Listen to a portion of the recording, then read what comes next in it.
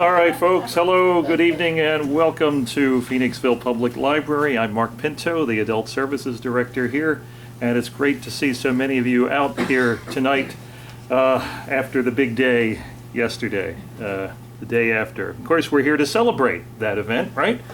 The 214th birthday of Abraham Lincoln. You knew that's what I was talking about, right? Of course you did.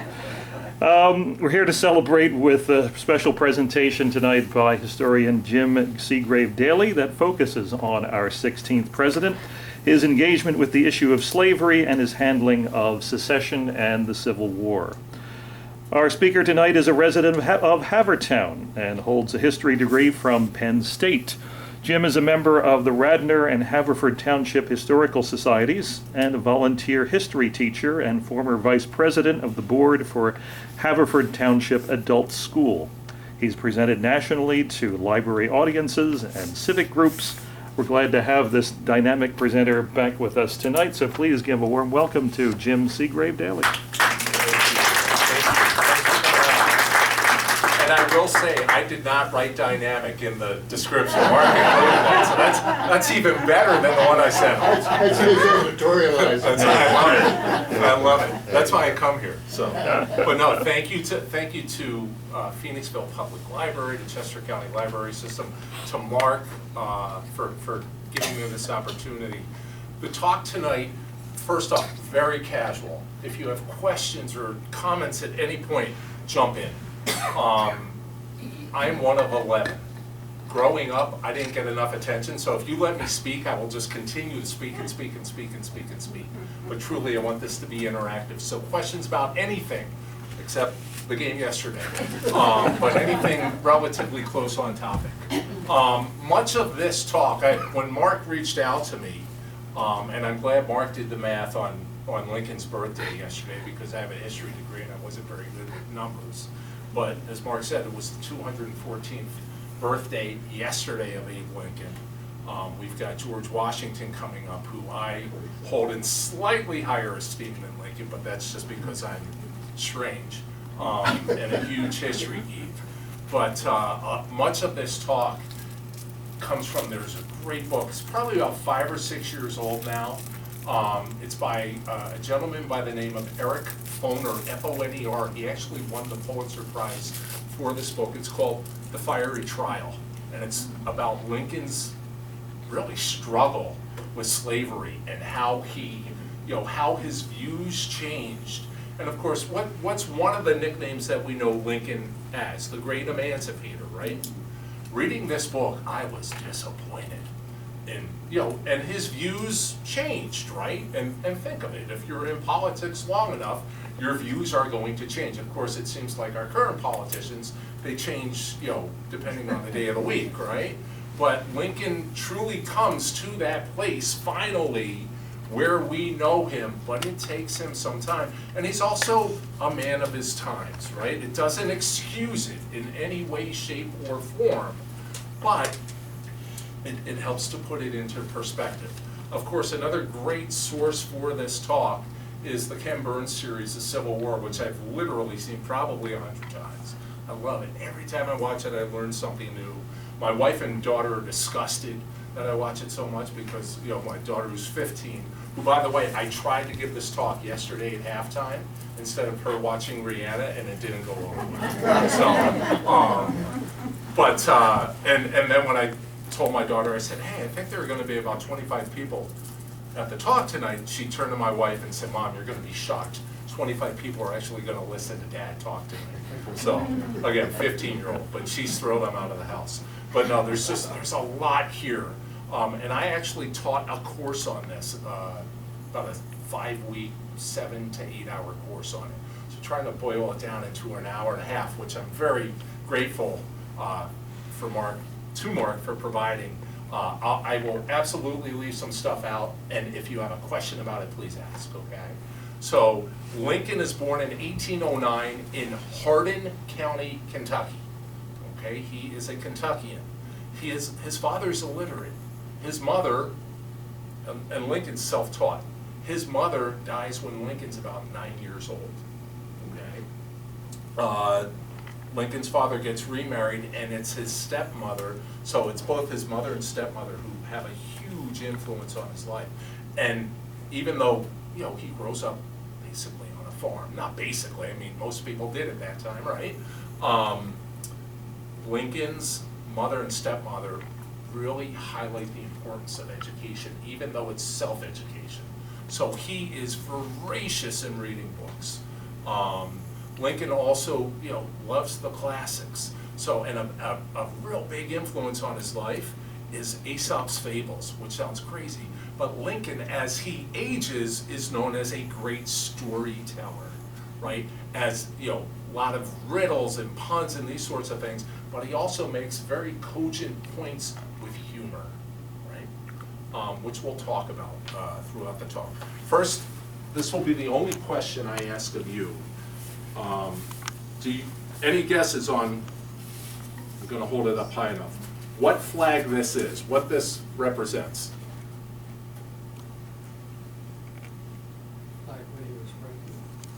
Flag that was flying at Fort Sumter when it was attacked. Now, this isn't the actual flag. If it was, I'd be on a beach somewhere. But no, I'm very happy to be in Phoenixville. But so this is a representation of that flag. Lincoln, two bedrocks in his belief, which it's going to sound strange when we talk about his views on slavery and African American civil rights. But the Declaration of Independence and the Constitution for him, were the be-all and the end-all. The line, all men are created equal.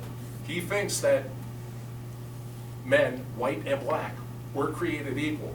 Now, that does not mean that he believed blacks should have the right to vote, to serve on a jury, to, other civil rights, which quite frankly, although they are incorporated in the 13th, 14th, and 15th Amendments, which are really the basis for Brown versus Board of Education. Some of the bigger civil rights cases, right, that come about, Plessy versus Ferguson, those sorts of things, that come about over the next century, and really are the foundation for the Great Society legislation of LBJ, right? It takes 100 years to get there, and we're still having that struggle, right? It's not perfect. It's improved, but it's not perfect. So we're going to step back a little bit and go back to America has beaten the British in the Revolution, okay?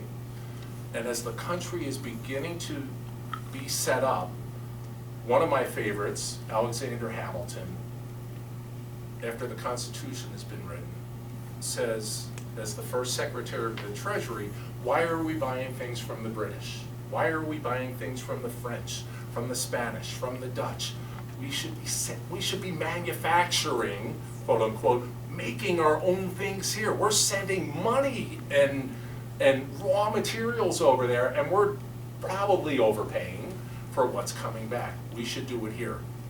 Cities in the north, Boston, Providence, New York, Philadelphia, Cleveland, Pittsburgh, basically above the Mason-Dixon line, say, you're absolutely right. And slowly but surely, things start to germinate, right? Well, below the Mason-Dixon line, they say, no, we're good. We're an agrarian society. Well, they also have slaves, right? By the time the Revolution is over, and really, I would say by the time the 1800s kick in, slavery, for the most part, is over in the North. It's all but over. There are one or two states, 1806, 1808, that codify it and say, we're ending slavery, right? But down south, it keeps going. After the Revolution, many of our founding fathers, George Washington, my hero, is a slaveholder. Jefferson, some of the heavy hitters of the day, slaveholders. And their thought is, slavery is going to die out.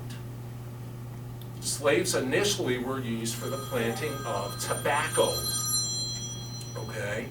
Tobacco, though, is very harsh on the soil. It burns it out.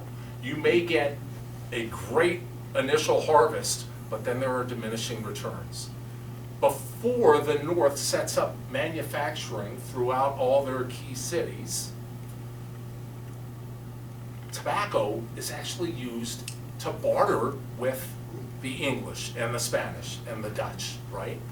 So if I'm an English merchant and you're not George Washington, this is what you get for sitting in front, and you say, I want to buy a carriage, I'm going to send you 40 hogsheads of tobacco. Because last year I had 40 in my harvest. Well, this year you might only have 30. You're already in debt. And then that debt is just going to grow and grow and grow and grow. All these guys were in debt up to their eyeballs in trading with the British and the Spanish and the Dutch and on and on and on, okay? So what happens is the Founding Fathers at the Constitutional Convention are thinking, well, we're not going to include the term slavery in the Constitution. And the Southern states, as the Constitution is being debated, are saying, if you come after it, we're not ratifying it. We're not going to ratify the Constitution, right? And although they only needed 9 of 13 colonies to ratify for it to become the law of the land, the supreme law of the land, optically they say we want unanimous across the board. We want all 13, right? So what are some of the, what are the words I want? Basically horse trading that goes on. So one of the big things is as manufacturing is being set up in the North, immigrants are coming over. The other thing that's happening is the Industrial Revolution is now in America, right? So in Providence, in Boston, in Philly, in New York, when immigrants are coming over, those are the cities they're going to, right? What is the House of Representatives based on? Population. So not only now is industrially the North separating itself from the South, and economically separating itself from the South, politically it's separating itself from the South. So there's greater yes, the Senate is evenly, it's 2 per state regardless of population. But the House of Representatives, the North starts to pull away, and the South is already casting a leery eye to the North, saying they're going to come after our sacred institution, states' rights, right? All these sorts of things that come around. So one of the agreements that comes out of the Constitutional Convention, the South wants it both ways. They say, well, slaves aren't, and this is horrible, slaves aren't people, so they have no rights, they're property. But then they say, but we want them counted in population for representation in the House of Representatives. So what do they come to? The 3/5ths Clause, which is, again, horrible, right? Saying, okay, the slaves will count as towards 3/5ths of population for representation in Congress. Okay, so that's the first thing. The other thing that is agreed upon is you have the Fugitive Slave Law. So if a slave runs away from North Carolina, think of Frederick Douglass, right? Runs from Maryland, Virginia, then heads north, right? Becomes a cause celebrated. Rightfully so, very astute, great speaker, the whole 9 yards. Actually becomes very good friends with Lincoln, although he is disappointed in Lincoln because he doesn't think Lincoln moves fast enough, right? As do the abolitionists. They don't think he moves fast enough. But Lincoln has a plan, and we'll get there. So that's the first little boiling point, and we're talking shortly after the revolution has been won, within a decade, right? So what's happening is as immigrants are coming over, and remember, I'd mentioned, currency is an issue. We don't have our own hard currency, right? There's every other type of European currency coursing its veins through the colonial economy until the first national bank is set up, right? By Alexander Hamilton, after the country is founded, okay? But what happens is the government says to Revolutionary War veterans, we can't pay you, we're gonna give you land. We're gonna give you land in the Ohio River Valley and in the Great Northwest, Detroit, right? Which at that point is the Great Northwest. So you have the Northwest Ordinances of 1783, 1785, and 1787, and they prohibit slavery. So the South is saying, oh boy, they're just gunning for us. We're 80, no, again, I was a history, I have a history. 75 years before the Civil War. So the South, all of this is kind of boiling inside of it. So we get through to about 1820. And as the country is growing, every time a free state comes in, there's that balance of equalness, right? How many free states, how many slave states? Really comes to a boil with Maine and Missouri in 1820. Henry Clay, who was a senator from Kentucky, he's on Abraham Lincoln's Mount Rushmore. He's from the state where Lincoln was born. Lincoln adored, idolized Henry Clay. Henry Clay is the great compromiser. He sees the country splitting apart in 1820, so they come up with the Compromise of 1820, which basically delays the start of the Civil War. It's all about slavery and bringing in states whether they're slave or free, okay, to keep that balance. So the South doesn't say, well, there are 24 free states and there are only 12 slave states, right? So they try to keep it as balanced as they can do it. Other things that are happening. When Andrew Jackson becomes president, Andrew Jackson does more to establish the supremacy of the federal government, probably until Lincoln in the Civil War. You have the Nullification Crisis of 1832. John Calhoun, senator from South Carolina, slave state, right? Well, and quite frankly, Jackson is from Tennessee, slave state, right? What happens is, as the economy is, still trying to get its footing, the government is trying to raise money. There's no income tax yet, right? The good old days. But you have other issues, they're talking about, what? We're still talking about it, right? Infrastructure, right? Well, back then, the roads were horrible. I know it's hard to imagine worse than now, but the main roads really were waterways. Mississippi, the Potomac, the seaboard, right? And the roads, were not very good. We're still about 20 to 30 years from railroads really taking off. So getting from Philly to Pittsburgh overland, one, just personally was arduous, but two, if there was something, Philadelphia, from the country's founding until World War II, the end of World War II, is one of the top industrial centers for linen manufacturing. Where do you think the cotton's coming from, ironically enough? The South, right? But they're shipping it out worldwide, really. But Philadelphia, what brings about, I don't want to say the death, but what diminishes Philadelphia and really catapults New York, and this is all related, I promise you, is the Erie Canal, right? So it became cheaper to ship something literally via ship from Philly to New York, Erie Canal to Buffalo, and then down to Pittsburgh. It was less expensive than going overland from Philly to Pittsburgh. So all of these things are swirling around, okay? And of course, it's affecting what's going on up north. Now, before I said the Founding Fathers thought that slavery was going to die out, right? Because, tobacco was the cash crop. Cotton was a real pain in the rear end. In the Ken Burns series, they talk about how a slave would spend all day picking literally a pound of lint from cotton.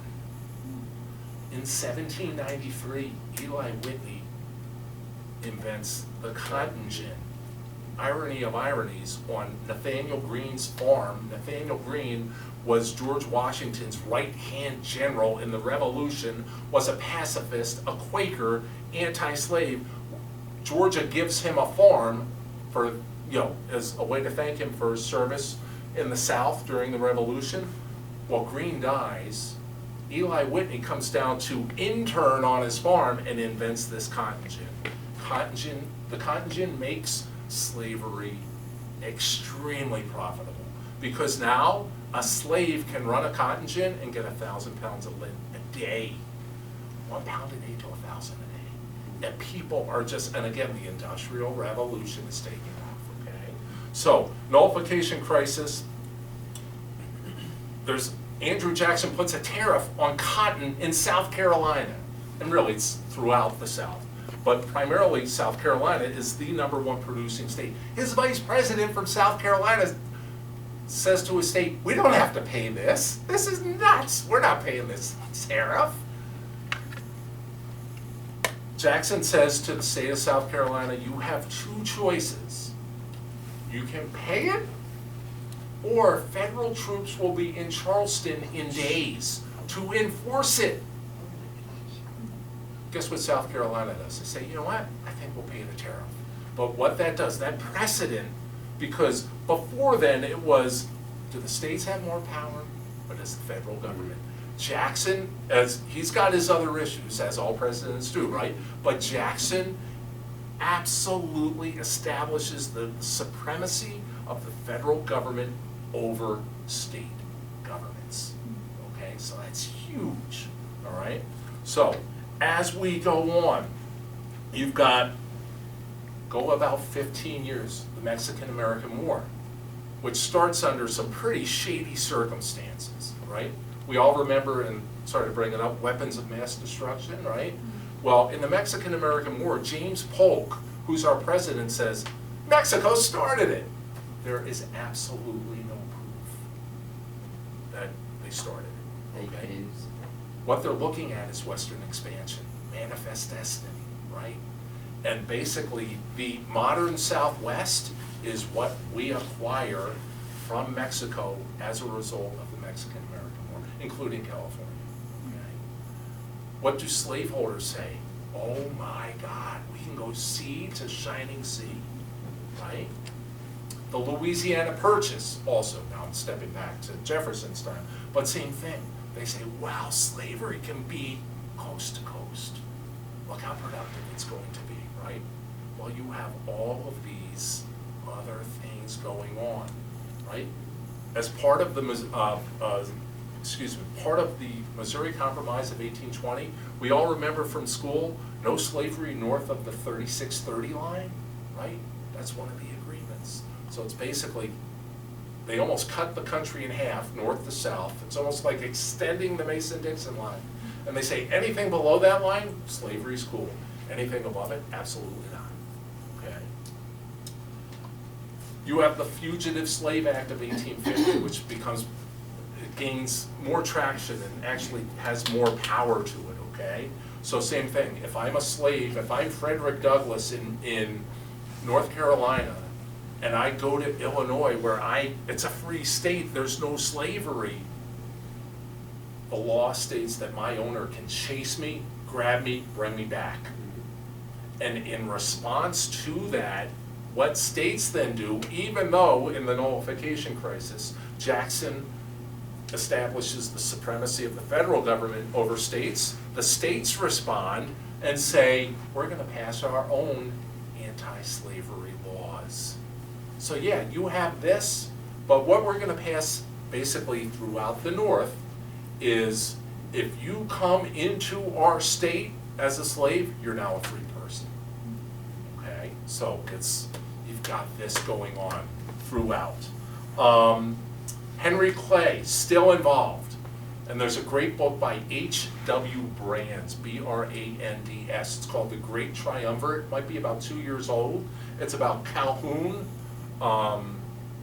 Clay, and Webster, who basically served together for about 40 years, leading up to the Civil War, from the War of 1812 to about the Civil War, and how they all do their part to try to push the fight about slavery further and further until, of course, Fort Sumter and things explode.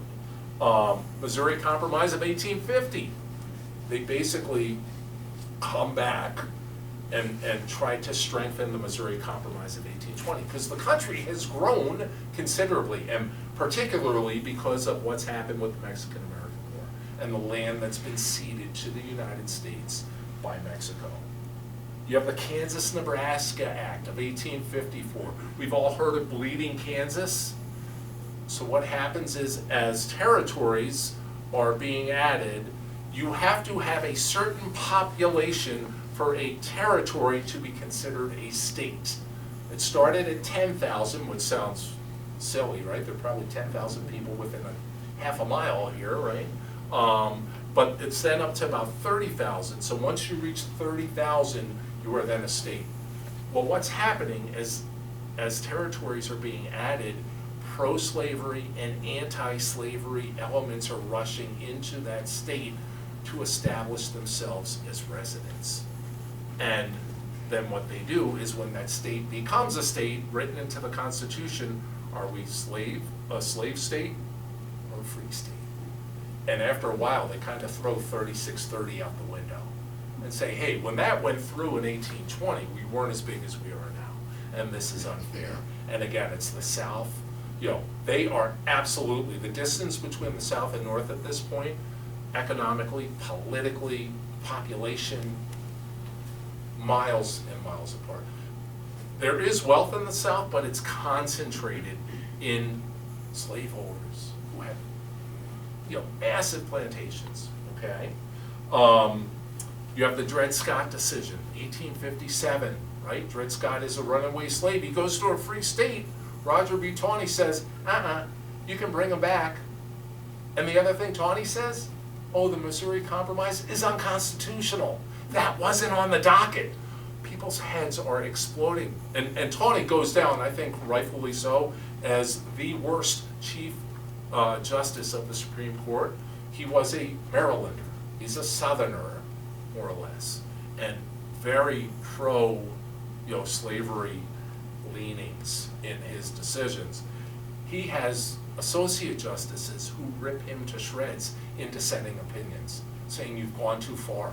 And really, he helps to light the match. It's also James Buchanan, President of the United States. Where's James Buchanan from?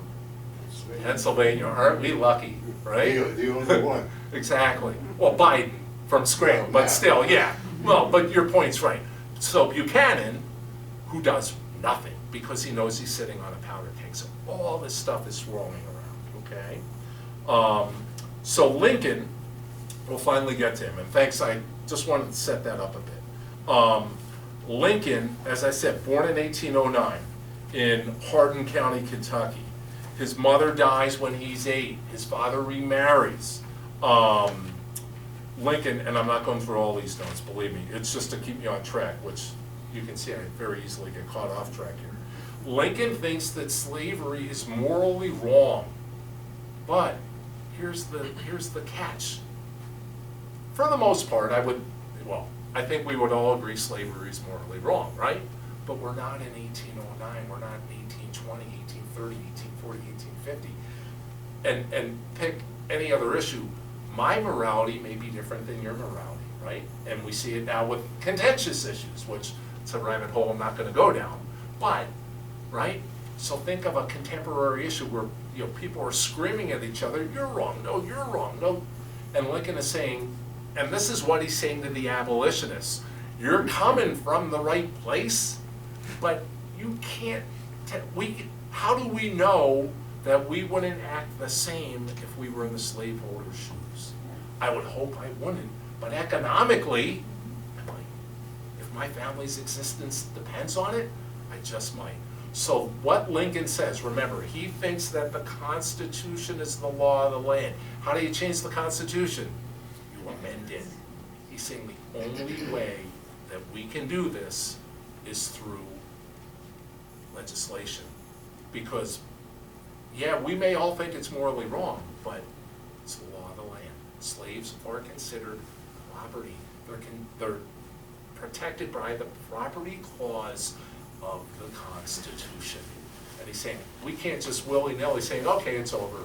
The abolitionists want it over, or the slaveholders don't. There's got to be something there. So, he gives his first anti-slavery speech in 1854. Gives a 3-hour speech against slavery, right? And Lincoln, there was a great billboard a few years back. I haven't seen it in a while. I loved it. It's a picture of Lincoln, and it said, failed, failed, failed, failed, failed, failed, failed, success. talked about all the offices he ran for and lost until he became president of the United States. And the gist of the billboard was persistence, pass it on. So, but think of it, I mean, and Lincoln is absolutely our greatest president, as much as I love George Washington. But Lincoln is without a doubt our greatest president, and he comes from absolutely nothing. You know, when he becomes president, there are questions about him, huge questions about him, and quite frankly, he only wins because the South divides and votes for 3 other candidates. If it was mano a mano, 1 against 1, Lincoln would have lost the election. Because those other candidates got more votes than he did.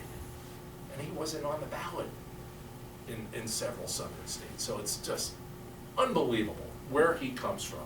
But Lincoln gives his great House Divided speech. It's considered one of the greatest speeches ever given. And the line we probably all know, a house divided against itself cannot stand.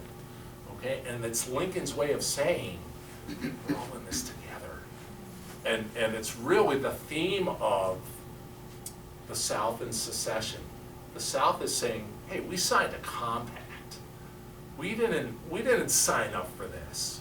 You know, and many in the South considered the Civil War the Second Revolution, right?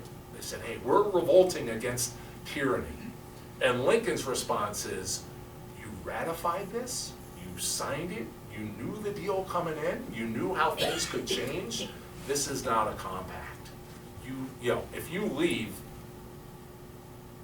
there's gonna, you know, he wants to avoid war at all costs, but he's saying you can't leave because things got bad. And over the previous, you know, 80 years from 1780 through the Civil War, several times different areas of the country talked about seceding.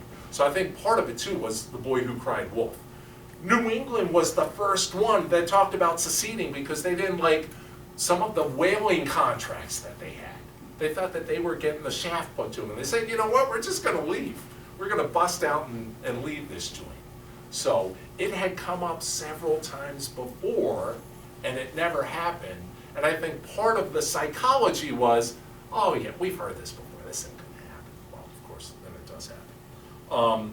Where Lincoln really makes a name for himself and his stance on slavery are in the Lincoln-Douglas debates, right? Stephen Douglas is one of the best known senators nationally. He's from Illinois.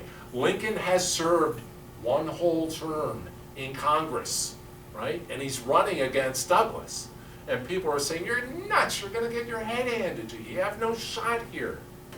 But what Lincoln does is, and in those days, you know, you would go to a debate, it's impossible to watch a debate now, right? Because you're dumb, no, you're dumb, no, you're dumb, no, you're dumb, right? And insults, and there's no real, you know, decorum or policy discussion or what have you. Lincoln and Douglas have a series of 7 debates, multiple hours per debate. And they show up in a town, thousands of people show up to hear these debates, which is nuts, absolutely nuts. Pretty cool, actually. But, so Lincoln, or Douglas, and what Douglas is doing in 1854 is he's eyeing the White House. He's saying, my star is rising. I'm not gonna win it in 1856, right? That's our good buddy Buchanan. But what he's looking at is 1860. So what Douglas does, and Illinois is kind of cut in half. The southern half of the state, where Douglas has greater representation and support, is pro-slavery. The northern half, where Lincoln is not pro-slavery. But much of the population, even though you've got Chicago up in the northern half, a lot of the population is still centered down south. So, in those days, the state legislatures pick senators. Senators aren't directly elected by us until the early 1900s, right? So Douglas, as a mover and shaker in political circles, has connections left and right in the Illinois state legislature. Lincoln bloodies him, though, in these debates. Douglas's stance on, and this is right around the time of Bleeding Kansas, the KansasNebraska Act, things like that, okay? So it's making national headlines, Lincoln going against Douglas in their debates. Douglas comes out, and it's a little mealy-mouthed, his position, but he's looking to survive, as every politician does, right? What's a one-term politician's goal? To become a two-term politician, and 3, and 4, and 5. Douglas says, we should leave the subject of slavery up to the local administration, popular sovereignty. And Lincoln says, you're crazy. If you do that, we're going to have bleeding Kansases nationwide. Because what you're going to do is you're going to have pro-slavery forces come into an anti-slavery area, cause trouble, and then the law gets changed. That's nuts. And Lincoln, at this time, he's still not talking about freeing slaves. He's saying if we want to change the system, it's got to be done, through the politically, through getting representation in Congress, but then through the Constitution. It can't be the abolitionists, the William Lloyd Garrisons of the world, who are saying, hey, this just has to end. It's a scourge, right? Which it is. But Lincoln is saying, you can yell and scream about it all you want, but there's no legal basis. Lincoln's a lawyer at this point as well, right? So he's saying, legally, we won't have a leg to stand on, especially with Tawney and the Supreme Court. If we just come out and say, it's over, what's the law? What's the legal precedent? What are you standing on here? So he's trying to strengthen it as much as possible, strengthen that argument. It's extremely difficult at this point, right? Because the only real laws on the books against slavery are at the state level. There's no federal law. It's not until that 13th Amendment after Lincoln has been assassinated, right? So we're still 11, 12 years on. So, but what Lincoln does is he makes a name for himself in these debates. Douglas is known as the Little Giant. I think he's about 5'4". Lincoln, is gigantic. So the two of them on stage, I mean, just amazing. But what Lincoln does during these debates is his national name gains prominence. And Lincoln is very astute politically. He says, you know what? At this point, he's what's known as a Whig, W-H-I-G. The Whigs are the precursor to the Republican Party, okay? The Democrats, Andrew Jackson is the first true Democratic president. He is I don't want to say constructor, but it's through his presidency that the Democratic Party comes into play. The Republican Party doesn't come into play until 1856. Between them, you have all these great names. The Know-Nothing Party, which, quite frankly, could really be worn by either one today, right? But it's the Whigs. Who's a Whig? Henry Clay is a Whig, all right? One of Lincoln's heroes. Lincoln actually works for Clay's. Clay runs for president several times, never wins, because it's just a very sectional following that he's got. He doesn't have that national name. What Lincoln does, John C. Fremont is the first Republican candidate for president in 1856, has a decent showing, but not good enough, and actually loses to Buchanan, which is amazing. Well, Buchanan hadn't quite shown his spots yet, right? He's got 4 years to really disappoint us, which he will. So what Lincoln does is he actually hits the trail for Fremont. And Lincoln starts getting requests nationwide from this new Republican Party to go out and campaign with candidates. People at that time, again, good old days, there are no cell phones, there's no internet, there's no TV, there's no radio, right? People are getting much of their news in the newspaper. So the Lincoln-Douglas debates in some newspapers are almost printed word for word. Could you imagine? I mean, again, but that's how Lincoln's name expands. And people say, wow, this guy. And of course, the other thing is, you see his words. When you see him in person, Lincoln used to say this. he said, I know I'm very disappointing to the eyes, right? You know, Lincoln, using humor, he said he was out on his bike one day, and a woman said, sir, you have the ugliest face that I've ever seen. And he said, do you think if I had a better one, I wouldn't put it on? Like, just these sorts of things, very self-deprecating. But Lincoln shows up, and by campaigning for all these other candidates, he's building equity with them, political equity, so that when 1860 comes about, and they're at the Republican convention in Chicago, hey, remember when our candidate politicked for you, campaigned for you? And that's how he starts to gain support, okay? 1860 election comes about, and at the convention, Lincoln is still a dark horse to win.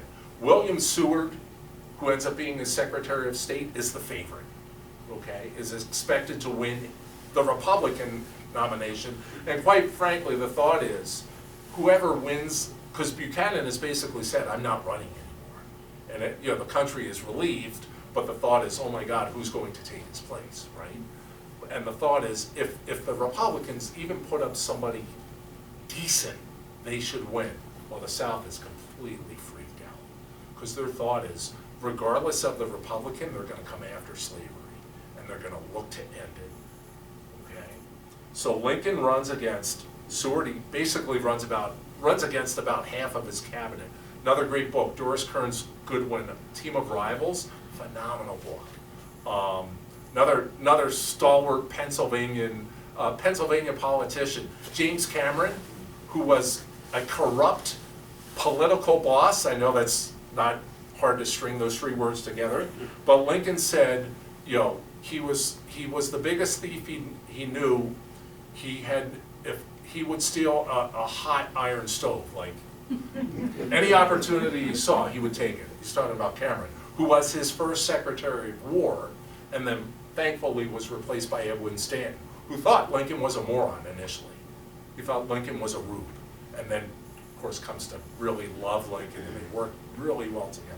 So as the convention is getting together in Chicago, slavery is one of the planks. And the plank is, we're not going to end it, but basically where it is, it stays, and that's it. And the South is losing their mind, okay? Lincoln says to his campaign managers, hard to imagine in those days, candidates didn't campaign. Again, good old days, right? They sent their minions out to do it. But Lincoln's not out there banging on doors, and you know, Douglass had been running, and you know, several, and Douglass does not get the Democratic nomination because his popular sovereignty stance comes back to bite him in the rear end, because the South is saying, you're not a stalwart, you're not supporting us, you're saying, let them decide, which is democratic, but again, it's kind of a mealy-mouthed thing. So Lincoln says to his managers, make no deals on the convention floor, offer no promises, no positions. What do his minions do? They make deals, offer positions, and make promises. And that's how Lincoln ultimately gets enough votes to become the presidential nominee for the Republican Party in 1860. He still feels, and he has said, I'm not touching slavery.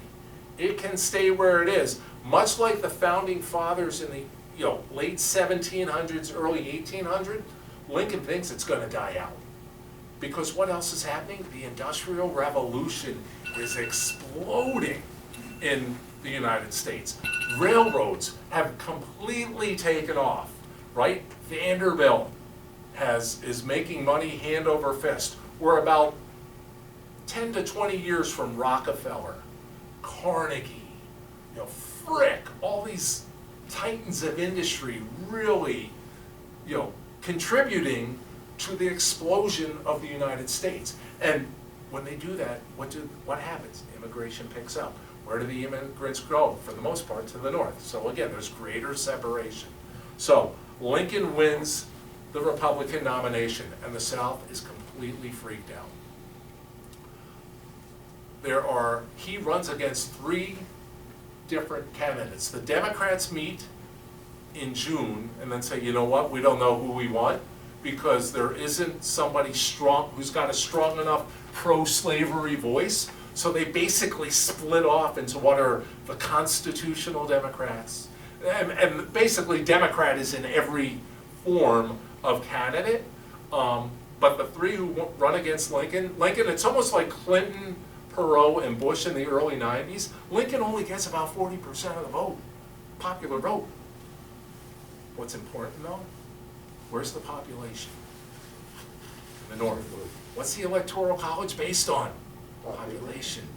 The states, the big states. He's getting the key big states in the North, right? And the guys down south, the three who are running against him, kind of slice and dice the rest. So Lincoln wins, and Lincoln says, I will not, he says, if I can keep this country together and keep slavery where it is, I'm fine with it. If I could keep the country together and it's half slave, half free, I'm fine with it. If I can keep the country together and I get rid of slavery by getting rid of slavery, I would do that too. But I'm going to leave it where it is. I am not coming in to end slavery. We've got other things that we need to talk about and discuss here. So Lincoln wins. Before his inauguration, you have 7 southern states who secede. Just right down the line. Ultimately, 11 secede. Lincoln's big concern are what are known as the border states. Delaware, Kentucky, West Virginia, which is at this point has broken off from Virginia because it's more of a pro-union, I shouldn't say pro-union, more of a northern anti-slavery feel. So they break off, and that now becomes West Virginia. Kentucky, Missouri, who else did I say? I think there are 5. Maryland as well. So Lincoln's concern is, he says, if I come in guns blazing to take out slavery, all of those states are slave states, technically, where slavery is allowed. He's afraid they're going to jump to the Confederacy.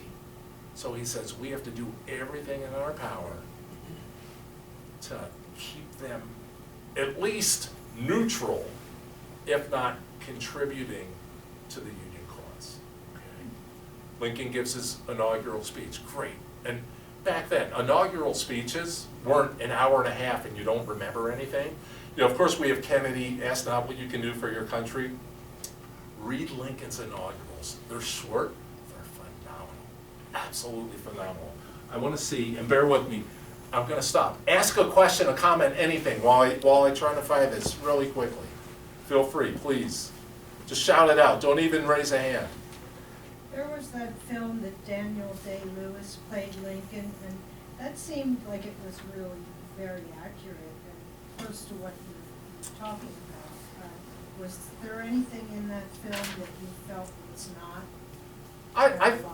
No, I thought for the most part it was on, and of course, I mean, I'll be the first to admit, history can be extremely dry. Now this, of course, is, the Civil War is the most written about event in American history.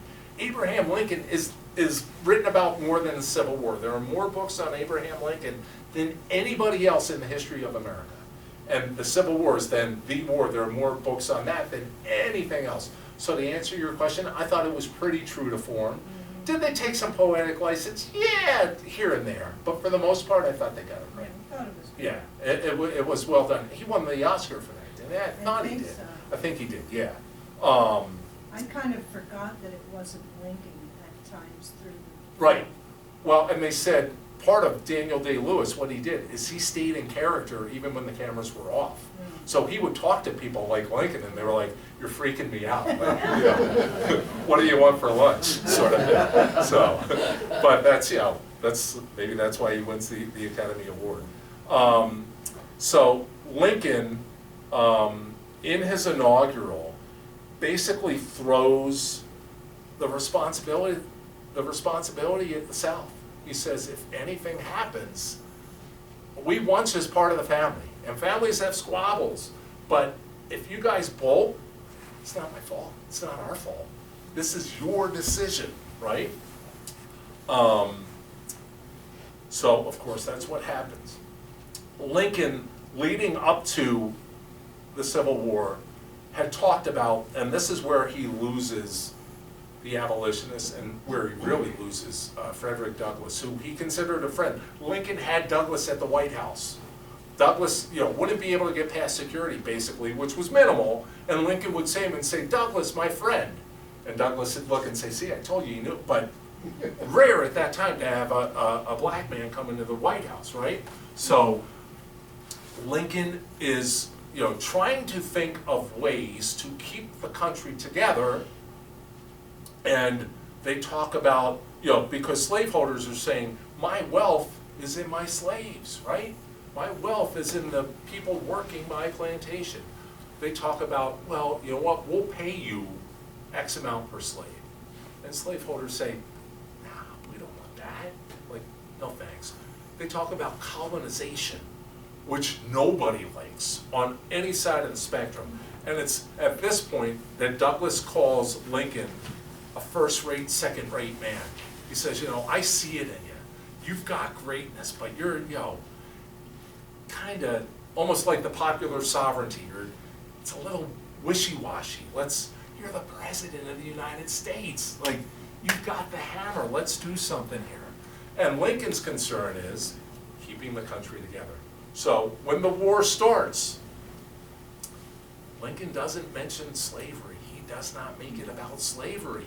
His concern is, if I say that this war is about slavery, I'm going to lose large swaths of support and the population in the North. This is about union, right? Or patriotic.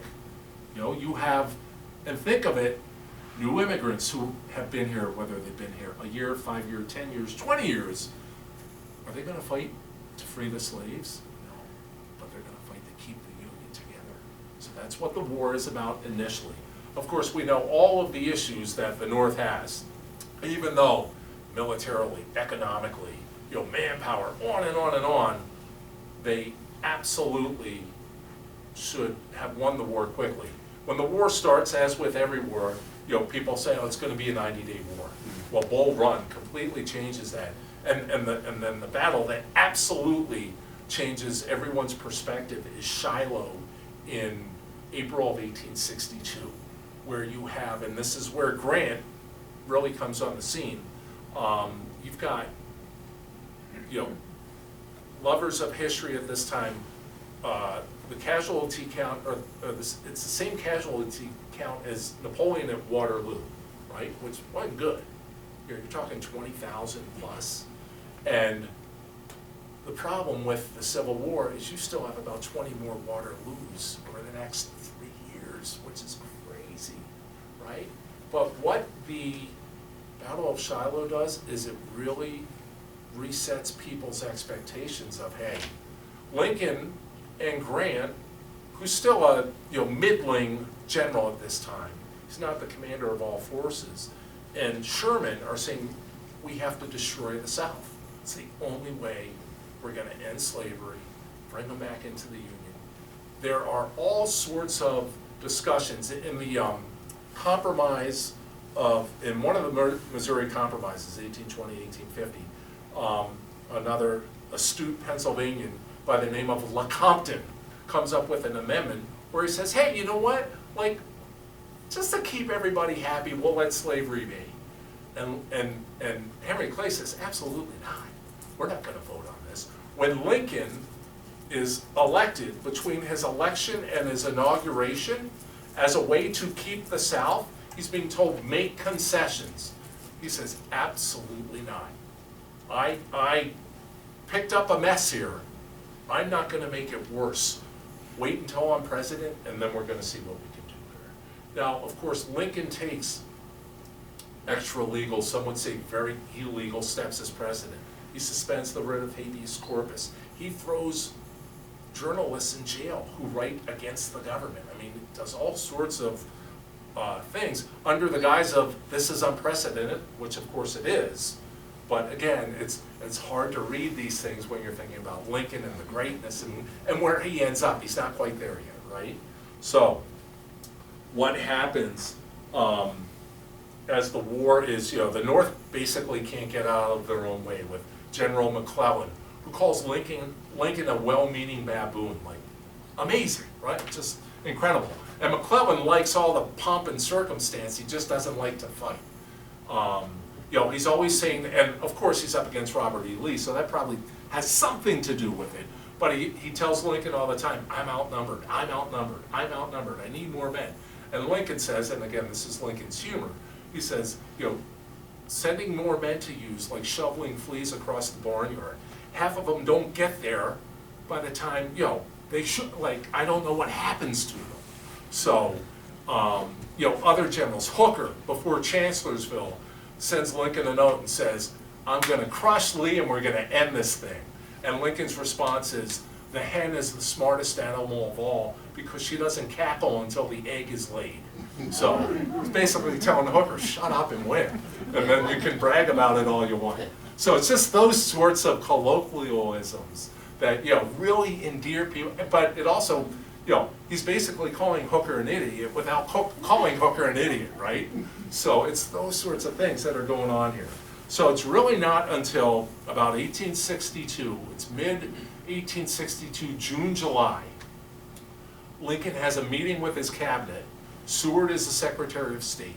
Salmon P. Chase, who ran against him in 1860 and lost, is Secretary of the Treasury, who does a wonderful job funding the war, right? Helping to pay for it. Jay Cooke from Philadelphia becomes a multi-millionaire selling bonds during the Civil War, on and on. But Lincoln has a cabinet meeting and says, hey guys, I'm thinking of an Emancipation Proclamation. And think of what's going on in 1862. It's you know, so you had Shiloh earlier.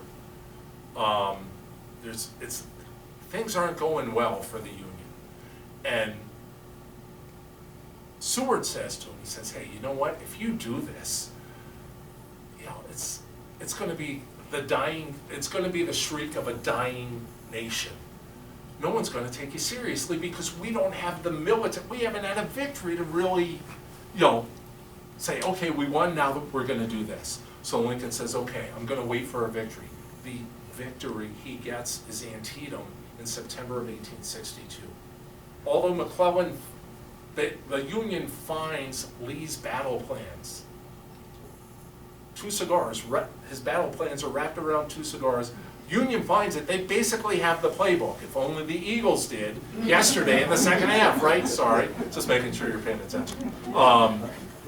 But they know where Lee's gonna be, how he's gonna set up, what the whole shooting match. McClellan doesn't do anything for almost a day. A day. He could have ended the war more than once. He could have also ended it at Antietam, but didn't. So, bloodiest day, right? Bloodiest day ever is Battle of Antietam. Great battlefield if you get a chance. It's down in Sharpsburg. So Western Maryland by Frederick. Phenomenal. Also close by is Harper's Ferry. Really cool. So you can do them both in a day.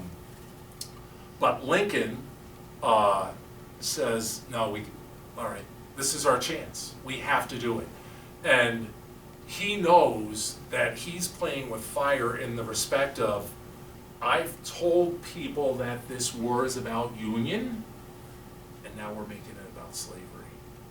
And Lincoln takes, you know, earlier in his political career, he said it can't be about morality, although we probably all agree that slavery in some way, shape, or form is a bad thing. But, you know, I'm not going to force my morality on you. With the Emancipation Proclamation, kind of sort of does, in a way. His other thing, though, is he's looking at it from a military standpoint. What are slaves in the South doing? They're backing up the Confederate Army. The Confederate Army, and again, we go back to all of the immigrants, the Irish, the Germans, the Europeans who have come to the North over the preceding generations, and the North has grown and grown and grown. The North has an almost endless supply of men during the Civil War. And of course, irony of ironies, it's the 200,000 black Northerners who fight for the Union Army that really are kind of the death knell of Lee and the Confederacy, right? But in the South, you could have a town, and at that point, towns serve together.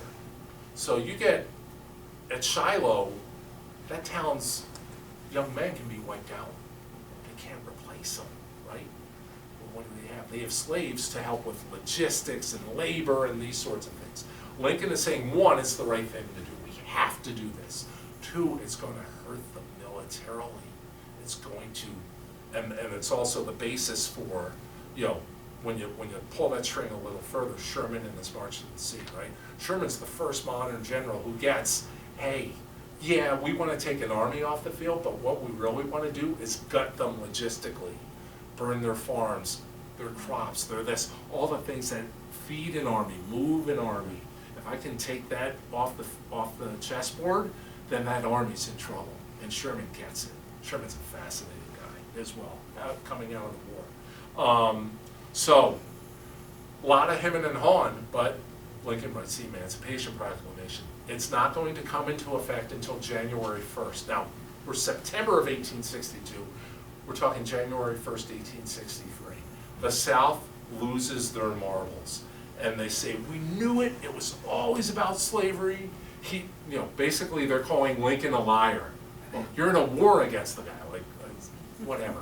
But January 1st comes, of course there's great celebration, there's great, but truly, what's the Emancipation Proclamation basically in today's terms? It's an executive order. It's not a law. It doesn't really free any, it's more of a psychological, twist to the Confederacy saying, hey, you're on notice, we're coming for you. But truly, it doesn't free a single slave in the South. It frees them in territories already controlled by the Union, which basically they were considered free anyway, right? But it's Lincoln saying we've got to start somewhere, right? And then he's going to build on that. Of course, we have in 1863, end of 1862, Battle of Fredericksburg, which is a bad loss for the Confederate, or pardon, for the Union. Then you have Chancellorsville in May of 1863, which is arguably Lee's greatest victory. Divides his troops several times. The biggest thing to come out of Chancellorsville, Stonewall Jackson gets shot by his own troops and dies from infection. They cut off his arm. He dies within a few days. If Stonewall Jackson is at Gettysburg, I think it's a different animal altogether. Because his replacement, Richard Ewell, it took Lee and Longstreet and Jackson some time to get on the same page. But once they did, superior. They didn't have superior numbers, they had superior leadership. And that's until Grant comes onto the scene. Grant doesn't come onto the scene until late 1863, early 1864, right? So it's McClellan and Meade and Hooker, Meade another, actually Philadelphian, right? But what happens is that with Gettysburg, at Gettysburg, without Jackson there, Lee says to Richard Ewell, make an attack if you think it's practicable. First off, nobody talks like that anymore, right? But Ewell said, my guys are tired, we'll do it later. Well, they completely lose an opportunity, right? And it helps to really solidify the Union positions on the first day. And then on the second day, third day, Pickett's charge, and there you go. So, after Gettysburg, after, Lincoln then says, and Grant is still down in the deep South, right? Everyone, not everyone, but of course, you talk to people and think, hey, it was Gettysburg, then the war's over, and we're good to go. Appomattox is still almost 2 years away, which is crazy, right? So Grant is summoned north because after Gettysburg, Meade does not follow up the victory. Could have ended the war. Could have bottled up Lee and taken off a huge piece. But even Meade said, we did good. Doesn't follow it up at all. And Lincoln loses his mind, brings Grant north. Grant, Sherman, and Lincoln are on the same page. we have to free the slaves. This is absolutely about freeing the slaves. After the Emancipation Proclamation comes out, you have northern units who say, you know what, we're out. We're not doing this anymore. We didn't sign up for this. We signed up for Union. This isn't Union, right? So you have some northern units who do it. As we move forward, you know, we're coming towards the election of 1864, right? Irony of ironies. If this, we talk about a movie, right? If this was a movie, you'd say Hollywood is trying way too hard. Who runs against Lincoln in 1864? George McClellan on the Democratic side. George McClellan's, what's the word I want? Not plank. Platform is, I'm going to sue for peace because this war has to end. Which is crazy, right? Well, it would have ended if he had followed up on the, you know, finding the plan, the cigars wrapped in the plans back in September of 1862. Lincoln's concern is, I'm not going to be reelected because after Gettysburg and Vicksburg, things don't go well at all. The Wilderness Campaign of 1864, Overland Campaign, I should say, where Lee and Grant meet, hundreds of thousands of casualties. And at this point, the North is sick of war. They're saying, you know what, we've had enough. Maybe there's something to what McClellan is saying. Lincoln and Grant say to Sherman, Sherman comes up to him, and it's basically Sherman who comes up with the plan. He says, cut me loose, I'll go down into the South, I'll gut it, and I'll come back up. And he said, we'll live off the land. I need absolutely nothing. It's great. I mean, one of the greatest campaigns, still studied to this day, right? He's successful, but he's, you know, we've heard of in World War I and World War I, the Lost Battalion, you know, company that just gets lost in the Meuse are gone for months and they're given up for dead and then they basically come out like ghosts. I mean, well, that's Sherman. There's no news of what he's doing. Sherman is great. Sherman, one of my favorite lines, and I'm gonna butcher it, I'm paraphrasing it, but there were journalists who were following Sherman and he forbade them from publishing what he's doing. And they were asking his plans, and Sherman said, you know, and one of his quotes was, if every journalist went to hell or was doomed to hell, there'd be news from Satan by morning. You know, he didn't trust journalists at all. So he is secretly, more or less, doing this. He runs into different obstacles, right? Joe Johnston is, on the Confederate side, is fighting a defensive battle. And of course, Stonewall Jackson is seeing Lee being offensive. He replaces Joe Johnston with John Bell Hood, who is more offensive. And Sherman says, thank God. Now it's, you know, it's going to be a hammer against the anvil here. And that's exactly what happens. It's Sherman's march to the sea that helps to re-elect Lincoln in 1864. Up through the summer of 1864, Lincoln is telling anyone who will listen, I'm going to lose and lose badly. People are sick of the war. We haven't gotten done what we said we're going to get done. My concern is McClellan's going to come in, slavery's going to be codified, we're going to have two nations, you know, everything's going to be a loss. Grant's furloughs to the Army to vote the election. Lincoln gets more than 90% of the vote from the Union Army, which makes you think, what are the other 10% thinking? But that's fine. But it's the Union vote, it's the Union Army vote that helps to re-elect him in 1864. And as good as his first inaugural is, his second one is killer, absolutely killer. He talks about the better angels of our nature, and he's basically talking about we're all countrymen, right? You were wrong, we were wrong, we're all wrong. Although he does say, you guys started it. And again, I'm paraphrasing. He says it much better than I do. But he's already looking at bringing them back in, and he does not want to punish them. He's saying, these are Americans, these are our countrymen. If we're going to be spiteful it's gonna be ugly, right? And he's also thinking, what do I need to do to end slavery? And this is where, and this is part of the movie, is where he's starting to talk about amendments to the Constitution. Irony of ironies, before the war starts, in his first election, Lincoln talks about a 13th Amendment that would allow slavery to exist where it currently is operational.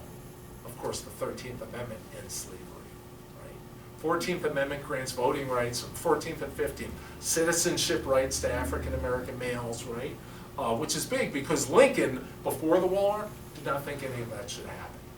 He said slavery's wrong, but you can't vote, you can't serve on a jury. He didn't think they should be citizens, which, again, just it's hard to wrap your mind around. And for me, that was the most disappointing part of this research, because we come from it, you know, and Lincoln should be deified, right?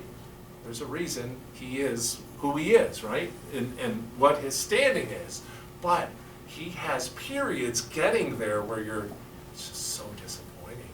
But he also, I think this is his political astuteness. You see, he understands, you know, much like the abolitionists are, so the abolitionists are here, maybe Stephen Douglas is in the middle with popular sovereignty, and you have John C. Calhoun over here saying, hey, slavery forever, baby.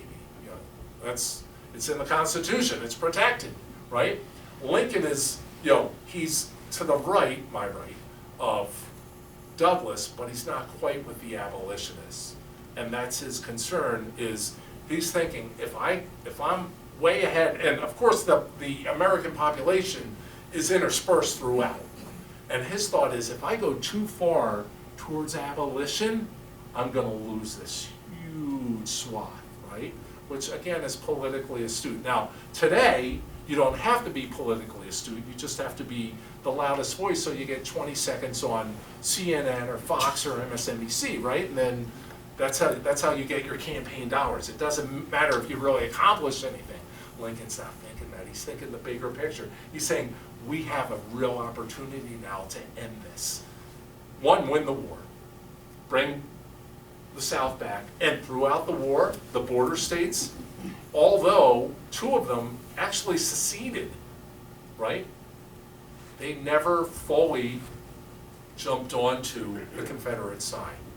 There are Unionists in all of those border states. There are also Southern sympathizers. So it's a real, you know, mishmash. And there, quite frankly, there are Southern sympathizers north of the Mason-Dixon line, and there are Unionists south of the Mason-Dixon line. So it's not all, you know, everyone below the Mason-Dixon line is for the Confederacy, and everyone north is, or for slavery, and everyone north is against it. No, there's a big mix.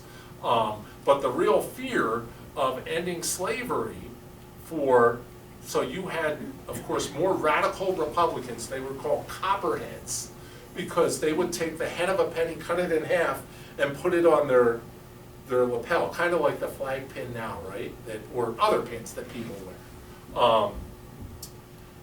And Lincoln thought they were nuts. He said, you're going to ruin this. He actually has, so the loudest radical Republican, his last name is Vallandigham, out of Ohio. Lincoln has him banished to Canada, because Lincoln is saying, you're basically poisoning the well. You're like, I'm kind of with you, but again, we're losing all of these people who see me as kind of a calming voice, not on either end of the spectrum, and I'm trying to drag the population with me, right?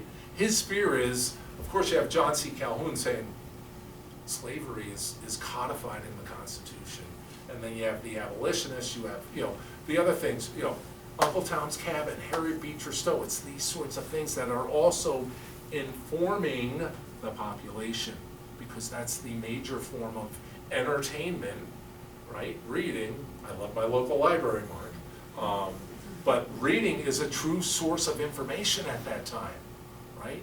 So it's all of these things. It's not one thing that ends slavery, or it's not one thing. It's really it's almost like a tool chest. There are all these things, and Lincoln knows there's no silver bullet. yes, winning the war is a gigantic step, right? And his first concern is bringing everybody back together into the Union, right? And Lincoln catches heat from the more radical Republicans who are saying, kick them in the teeth. Look what they've done to our country. We're winning. And Lincoln's saying that's not how this is going to go down. So of course, Reconstruction, the plans for Reconstruction, Lincoln wants, there are considerations for bringing a state, a seceded state, back into the Union. And initially, it was, if any of you have seen the movie Outlaw Josie Wales, where they line up and take a loyalty oath, they're all that gunned down. But Lincoln says, you know, we need 10% of the male voting population, white males, right? And basically, those are the soldiers in the Confederacy. We need 10% of Louisiana's voting population to swear to a loyalty oath, and then they're back in the Union. Radical Republicans say, make it 50. And Lincoln knows he's not going to get 50, right? He says, you're crazy. If you're going to act like this, they're going to say, whoa, whoa, whoa, whoa. Let's say we get 50. What are they going to do next? How are they going to move those goalposts? So he's got all of these concerns. I think that I want to think how you always hear the question, what if Lincoln had lived, right? How would Reconstruction have gone? H.W. Brands, who's a great writer, he's got about 20 or 25 books, American history, basically from the Revolution to modern day. He's a great writer. He's on the History Channel a lot. He's the head of the history department at Texas Austin. It's phenomenal. And he's not, you know, egocentric like this dynamic speaker when I reacted to Mark's description of me, but you know, he's just a down-to-earth guy. He's great. I've heard many of his talks, and I actually thrill, and this shows you how big of a geek I am. I got to ask him, I said, hey, what if Lincoln had lived? How do you think Reconstruction would have gone? And he said, I get that question a lot. And he said, my thought, and he said, maybe I'm crazy, but I said, I think Lincoln, in a very morbid way, benefited from assassination because it deified him, right? He's stopped in place, right? If he lives, is he going to have it any easier? Of course, Andrew Johnson gets impeached.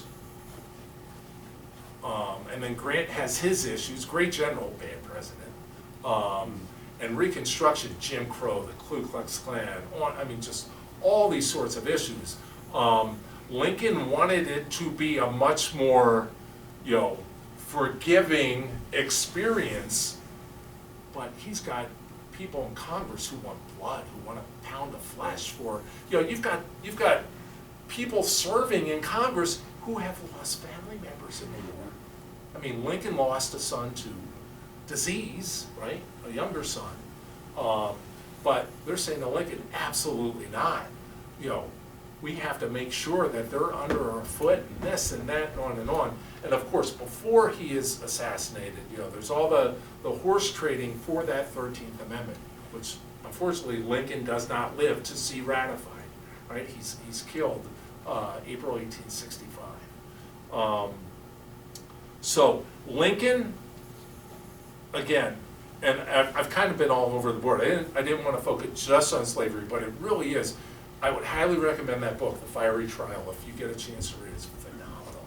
The Brands book, The Great Triumvirate, great book. Also, it's about this, and it's really pre-Lincoln up until his presidency, because Clay, Calhoun, and Webster are basically out of the Congress by that point. It's by about the late 1850s. But just all the machinations, how, you know, and of course in school, you know, when many of us went to school, right, high school, it was dates, names, specific numbers. There wasn't a lot of, and it's just the way that we were taught, right? It's very didactic, very, you know, kind of like this. I'm not really giving you a chance to talk, although I will in a second. But no, it's very, you know, we got the basics at least, but there's so much more there. And it's when you start to, it's almost, you know, the analogy of peeling back an onion, and it's layer after layer after layer. Some of the layers with Lincoln, you're like, oh. But, you know, the comforting thing is we know where he ends up, right? And slavery is ultimately abolished through the 13th Amendment, and then civil rights are granted through the 14th and 15th Amendment, and then unfortunately it takes another century until LBJ and the Great Society legislation that Kennedy had started to put into play, but he had his own issues with the Bay of Pigs, Cuban Missile Crisis, Vietnam, you know, Khrushchev, the Cold War, but it's of course the Civil War is, as I said, it's the most studied, most written about event in American history, and just the popularity of the Ken Burns, I mean, that just absolutely, you know, is on steroids. It made it so much more popular. It's a great series amongst all of his other things. But, you know, Lincoln, he catches some heat, and I'll end on this, and then we'll open it for questions and comments. Lincoln, and I had alluded to it, so prior to Lincoln, you know, we had mentioned Andrew Jackson, and Andrew Jackson is probably the strongest president until Lincoln. You know, after Jackson, unless you're a true geek, not a lot of people can name a president or two, right? Because who's got more control at that point? Congress, the legislative branch. Polk, Van Buren, you know, Harrison, and they're not bad guys, right? It's just their problem is Lincoln follows them, right? So, of course, Washington knows that as president, he's setting precedent. So he is not the heavy fist so Congress really has a lot of power until Jackson. And then Congress regains power until Lincoln. And again, it's because of the situation that is thrust upon Lincoln. After Lincoln, Congress says, hey, you know what, we're gonna take some of this power back. And it's the same thing, it's really until Teddy comes about, you know, Rutherford B. Hayes, Grover Cleveland, Grant, you know, other presidents, McKinley, not as well known, Garfield, but when Teddy, you know, speaks softly and carry a big stick, and Teddy's a progressive Republican, which is like a unicorn today, right? But he is thinking about, you know, food safety and all these things. But the point being, Teddy is a strong president. Then kind of falls away until his cousin, and I would say it's probably FDR who has the most presidential power. The Depression, World War II. Lincoln's right there, right? And he exercises it, and it's because of these exercises of power that the Congress then responds. You could say, I don't know who has the power now, because I don't think anything really gets done. You know, it's all about sound bites and whatnot. And you're right and I'm wrong, and all those sorts of things. But you know, slavery, I mean, it's something that to this day we're still struggling with, right? California is talking about reparations. Is it right, is it wrong? I don't know. But, and it's, you know, I can't imagine, you know, having a family member being touched by that, being touched by slavery, when, you know, truly from the founding of our nation, they said, it's gonna die out. In the Constitution, there was, one of the articles said, you can't do anything with slavery until 1808. They thought it was gonna die out. The Constitution is ratified before the cotton gin, right? And it's the cotton gin that really makes it explode. And then the Industrial Revolution, and on and on. But it's unfortunately, it's a legacy of our country. As we've done some great things, but, you know, of course, we've got some bad history that we're still struggling with. So I am going to end there. Please ask questions, please make comments. You know, the floor is yours. Thank you for your attention. I hope I wasn't all over the board too much. I hope you can tell I really like talking about this stuff, and just hope you found it interesting. So thank you. And again, thank you, Mark, and Phoenixville. Great book on Sherman in this library. What's What's the title of it, do you know? Okay, no, he's, Probably within the last year. okay.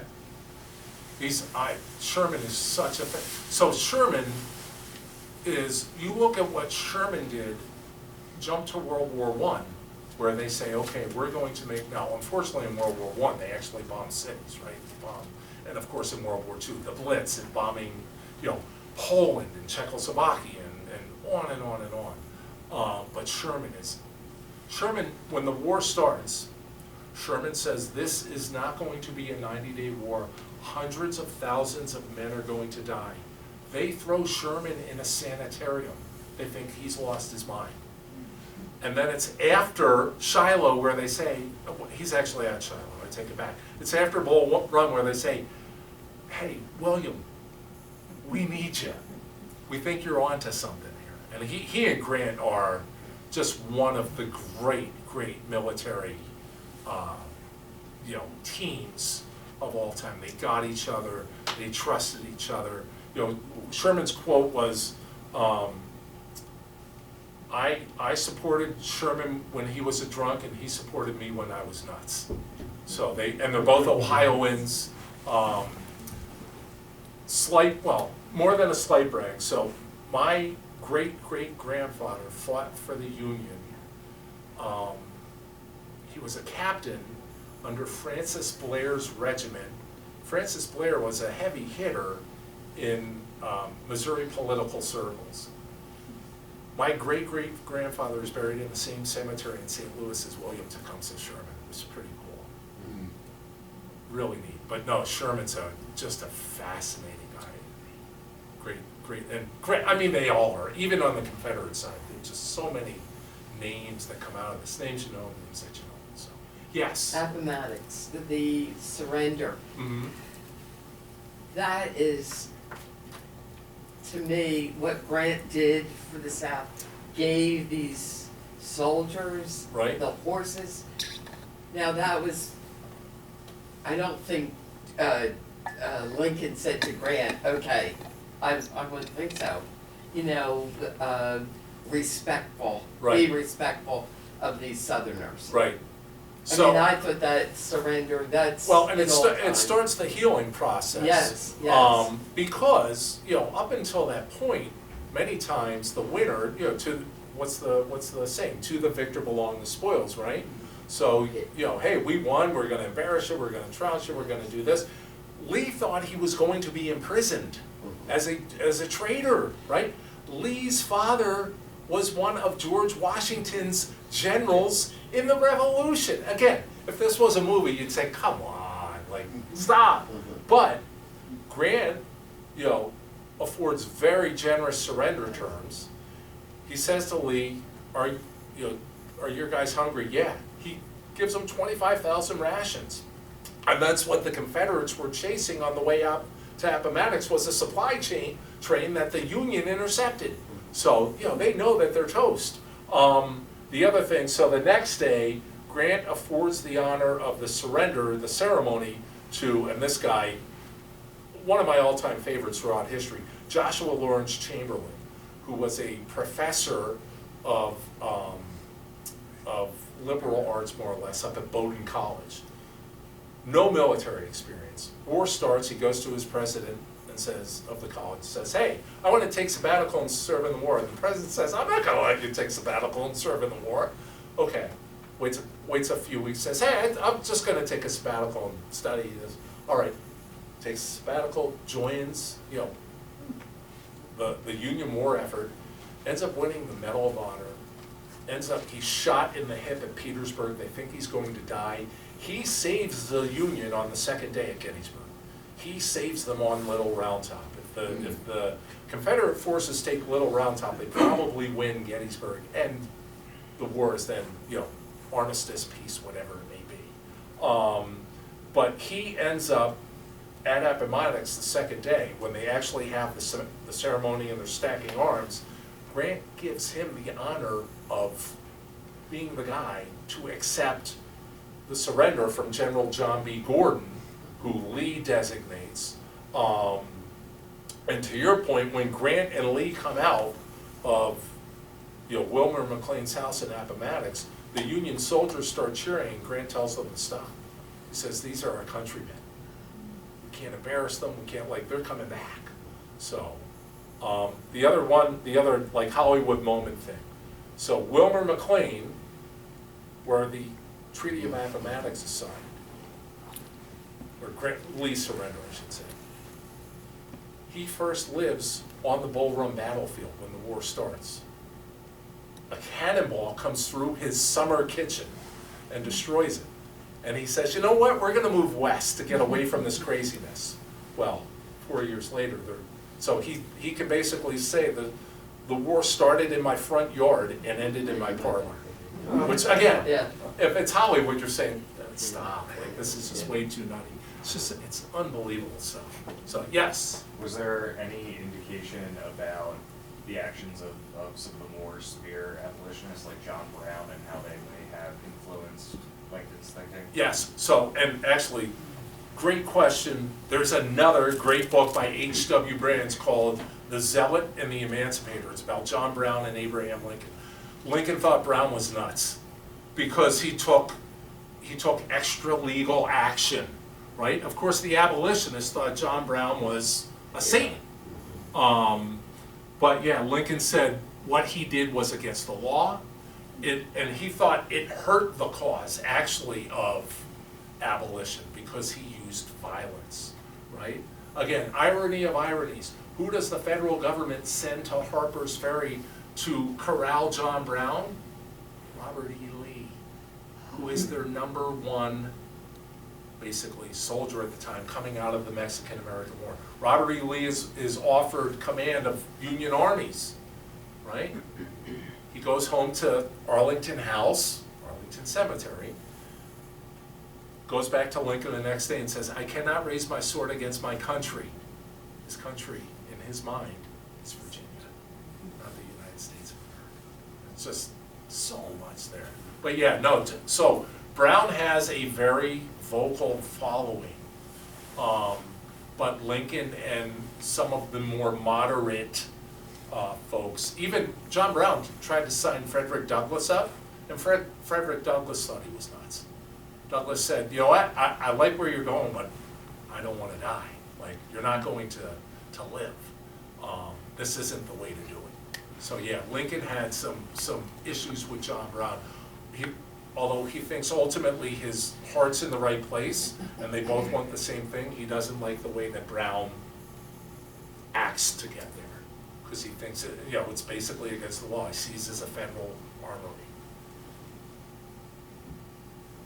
Have you read the book, The Killer Angels? Yes, by Michael Shara. Yes, Yeah. good book. Yeah, it is. Very good book. Yeah, I took a tour of Gettysburg one time, and I asked the tour guide, to suggest a book, and that's the book Right. he suggested, yeah. Shelby Foote, who was the historian, the Southern historian, who's in the Ken Burns series prominently. He's got the pipe and the Yes. goatee, and Yeah. you could listen to him read, stock tables. He's just got a great voice.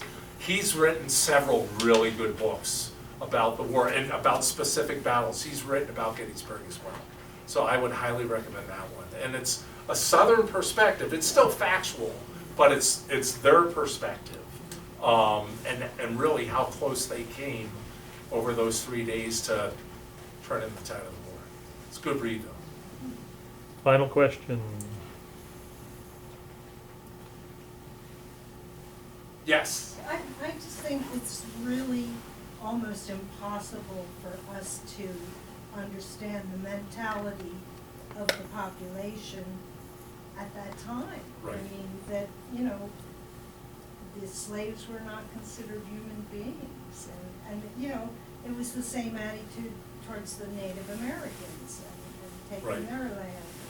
Well, and think of, and not to pull the string too far, but women had no rights. I mean, and that's the thing, the society at that time, it's really hard for us to talk about, right? But these are conversations. When I've given these talks, and there have been high school students, I always get the question, how can you talk so highly about these people? And that's, to your point, it's part of they're humans, right? And ultimately, many of them get to the right place, but it's a bumpy road. There are, and not to minimize Native American rights or women's rights or, or slavery in and of itself. It's horrible. You can't wrap your mind around to your point, we can't put ourselves, it's easy today to say, yep, that's wrong. Look at what happened in World War II. Japanese internment, which at the time, I mean, quite frankly, look what's happened over the past 20 years with the Patriot Act, and all under the blanket of security, but, you give up rights, and again, I'm not trying to compare slavery to, but just trying to give a contemporary example. It's horrible. It really is horrible. There's even famous people like Mark Twain. There's newspaper articles that he wrote about, I think, the one I've read, I think was more about the Native Americans. Okay. Just the whole attitude. And he was an educated man. Right. I mean, he was a man of letters. Right. Well, and look at Jackson and the Trail of Tears, and Yes. hey, we're going to move you here and now here and now here and now here and now. I mean, it's just horrendous stuff. Yeah, I mean, we're not perfect by any example. We have and- evolved, I think. Yeah, I think, and we need to continue to evolve. I mean, we still have big strides to make, but I feel like we, to your point, have made some of those strides, but it's, the other thing I look at, and I'm not trying to diminish any of our warts in any way, shape, or form, but you still have millions of people who want to come here, year after year, and people who are literally dying to come to this country because. Too many trying to leave. Right, and that's, I mean, it's just, you look at the numbers that are trying to come in and have come in, whether legally or illegally, we're not perfect, but you know what? We're one of the best shows out there. But yeah, we have our problems, we have our issues. It would be great if we could solve them, and if we had men and women. I think there are men and women out there who can provide those answers, but I also think, I think our political system has become so poisoned that good people say, why would I want to go through this? Like, because someone's going to say, in 1984 you did. Like, please, there are enough skeletons in my closet to, that's why I said mark the description of me, because I don't want them to do any research. But no, truly, it's saddening in a way, because it hasn't always been that way.